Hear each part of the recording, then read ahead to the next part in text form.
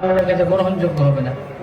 আল্লাহ রাব্বুল আলামিনের কাছে বেশি বেশি করে দোয়া করতে হবে। পর্যায়ের নেতাবৃন্দ, কর্মীবৃন্দ এবং আমন্ত্রিত কোনো সংসদ কিংবা কোনো সাংসদ ছিলেন না।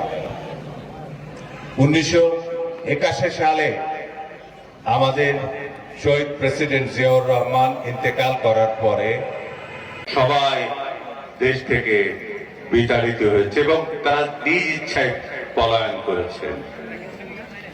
উনি এতই শক্ত মনা ছিলেন যে এই বয়সে মহিলারা যারা এখানে আমার মা বোনেরা আছে, আল্লাহ পাক রব্বুল আলামিন অনেক মসজিদ মাদ্রাসা এতিমখানা নির্মাণ করেছেন। আল্লাহ পাক রব্বুল আলামিন এই সাদাকার উসিলা করে তাকে তো আল্লাহ পাক রব্বুল আলামিন মাফ করবেন। তার ভাই আসাদুজ্জামান ইঞ্জিনিয়ার কিছুক্ষণ আগে ভালো ভালো গুণগুলো শুনলাম। আল্লাহ পাক রব্বুল আলামিন তাকেও আপনি মাফ করে দেন।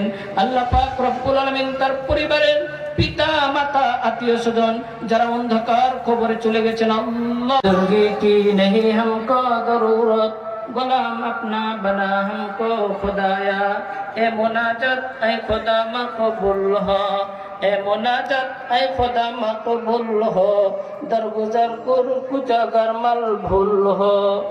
ऐ अल्लाह पाक रब्बुल आलमीन তোমার বান্দা শহীদ প্রেসিডেন্ট জিয়াউর রহমান আকরাম সাল্লাল্লাহু আলাইহি ওয়াসাল্লামের রওজা মুবারক মুসলিমা তোমার ডাকে সারা দিয়ে অন্ধকার গহীন কবরে পড়ে গেছে মাওলা রব্বুল আলামিন। আল্লাহ সকলের রহ মুবারকে হাদিয়া করি পৌঁছে দিন রব্বুল আলামিন। আল্লাহ খাস করে আমরা যারা হাত উত্তোলন করেছে আমিন আমিন বলতেছে মাওলা রব্বুল আলামিন। আল্লাহ আপনি আমাদের সকলের আমিন আমিন বলে আলামিন। হে আল্লাহ আপনি